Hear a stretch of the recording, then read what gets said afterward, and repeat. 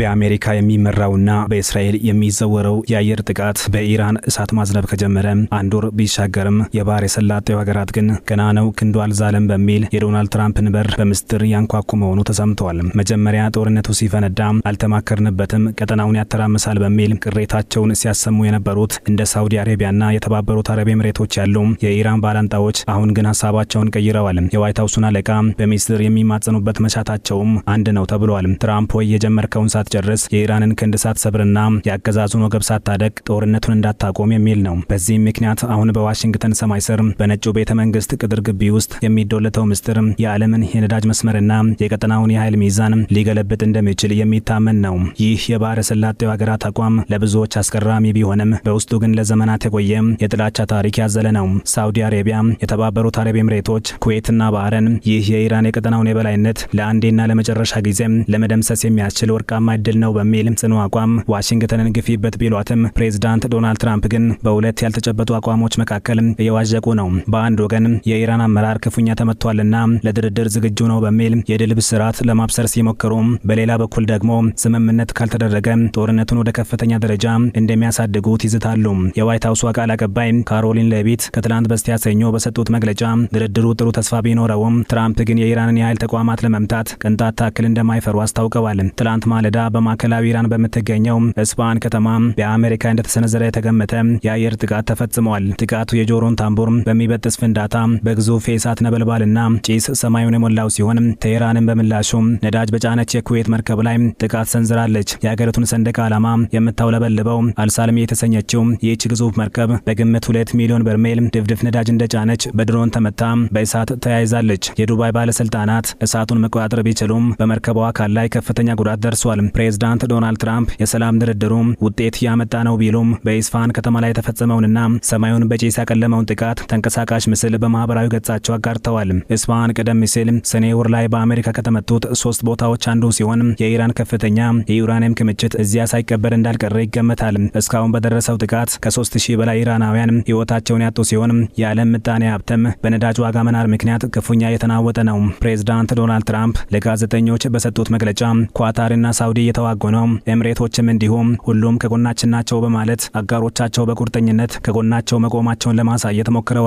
ከተባበሩት አረብ ኤምሬቶች የሚወጣው ድምጽ እጅግ አስፈሪ መሆኑን ዓለም በቴሌቪዥን መስኮቶች እየታዘበው ነው። በተለይም ዱባይና አቡዳቢ የዓለም የንግድና የቱሪዝም ማዕከል በመሆናቸው የኢራን ድሮኖችና ሚሳይሎች በከተሞቻቸው ላይ የሚያደርሱት ጥቃት ለዝናቸውም ሆነ ለምጣኔ ሀብታቸው ትልቅ ስጋት ሆኖባቸዋል። እስካሁን ድረስ ከ2300 በላይ የሚሳይልና የድሮን ጥቃቶች በቴህራን የተፈጸሙባት አቡዳቢ የአየር ጥቃቱ ብቻ በቂ ባለመሆኑ የእግረኛ ውጊያ እንዲጀመር ትራምፕን እየወተወተቻቸው ነው። የሀገሪቱ ባለስልጣናት የኢራን አገዛዝ በየጊዜው በሚሳይልና በድሮን ጥቃት የቀጠናውን ሰላም የሚያናጋ ከሆነ ለወደፊቱ የቀጠናው ደህንነት ዋስትና አይኖረውም የሚል ስጋታቸውን ለዋሽንግተን አቻቸው አቅርበዋል። ባላስቲክ ሚሳይሎችን መኖሪያ ቤቶች ላይ የሚተኩስ ዓለም አቀፍ ንግድን መሳሪያ የሚያደርግና የሽብር ቡድኖችን የሚደግፍ አገዛዝ ከእንግዲህ በቀጠናው ቦታ ሊኖረው አይገባም ሲሉ የተባበሩት አረብ ኤምሬቶች የውጭ ጉዳይ ሚኒስትር ዴታ ኑር አልካቢ ገልጸዋል። የሳውዲ አረቢያው አልጋ ወራሽ መሐመድ ቢን ሰልማን በበኩላቸው ጦርነቱ እስከ መጨረሻው እንዲገፋና የኢራን ወታደራዊ አቅም ዳግም እንዳይነሳ ተደርጎ እንዲመታ ከፍተኛ ፍላጎት አላቸው። ሳውዲዎች ለአሜሪካ እያቀረቡ ያሉት መከራከሪያ የኢራን ጉዳይ ለአንዴና ለመጨረሻ ጊዜ የኃይል እልባት ካልተገኘለትና በድርድር ከተቋጨ የነገው ስጋት ከዛሬው የከፋ ይሆናል ብለው ያምናሉ። ኢራን በየትኛውም ሁኔታ የኒውክሌር ባለቤት መሆን የለባትም። ሚሳይሎቿም እስከ ሪያድና ጅዳ የመድረስ አቅማቸው መደምሰስ አለበት። በየመን በሊባኖስና በኢራቅ ያሉ በትጥቅና በስንቅ የምትደግፋቸው ታጣቂዎች የገንዘብና የጦር መሳሪያ ምንጫቸው መድረቅ አለበት።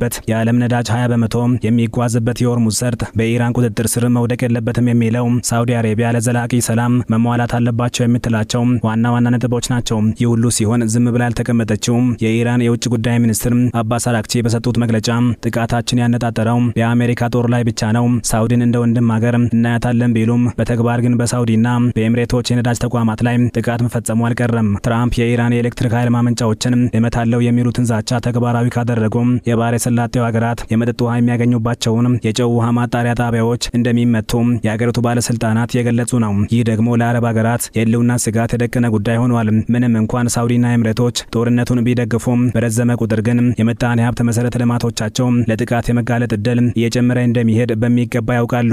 ሆኖም ጅብ ከሄደ ውሻ ጮኸ እንዳይሆንባቸው ትራምፕ ወይ ክንዴን አበርትተ ኢራንን ምታልን ማለት ተያይዘዋል። ፕሬዝዳንት ትራምፕ የባህረ ሰላጤው ሀገራት ሀገራት እስካሁን በጦርነቱ ቀጥተኛ ተሳትፎ ባያደርጉም የአሜሪካ የጦር ሰፈሮችን በመፍቀድና አስፈላጊውን የሎጂስቲክ ድጋፍ በመስጠት ያሳዩትን ቁርጠኝነት አድንቀዋል። በተለይም የኔቶ አጋሮቻቸውን በጦርነቱ አልተሳተፋቸውም በሚል እየወቀሱ ባሉበት ወቅት የአረብ ሀገራቱን ጀግኖች ሲሉ ማድነቃቸው የሚታወስ ነው። ይሁን እንጂ በጦርነቱ መጀመሪያ ላይ የተከሰቱት አንዳንድ አደጋዎች የቀጠናው ሀገራት ጥንቃቄ እንዲያደርጉ ግድ ሆኖባቸዋል። ለአብነትም በጦርነቱ የመጀመሪያ ቀናት በኩዌት ጦር 3 የአሜሪካ ጄቶች መውደቃቸውና 6 የአሜሪካ ወታደሮች በሄሊኮፕተር አደጋ ህይወታቸውን ማጣታቸው ጦርነቱ ምን ያህል ውስብስብና ለአደጋ አጋላጭ መሆኑን አመላካች ነው። እንደ ኳታርና ኦማን ያሉ ሀገራት በኢራንና በምዕራቡ ዓለም መካከል አስታራቂ የመሆን ዝንባሌ ቢኖራቸውም አሁን ያለው የግጭት መጠን ግን እነሱንም ጭምር ወደ አሜሪካ ጎራ እንዲጠጉ አድርጓቸዋል። ኳታር ምንም እንኳን የንግግር መንገዱ እንዳይዘጋ ብትፈልግም የአሜሪካ ትልቁ የጦር ሰፈር አልኡደይድ መገኛ በመሆኗ ጦርነቱ በቀጥታ ሰላሟን ነክቶታል።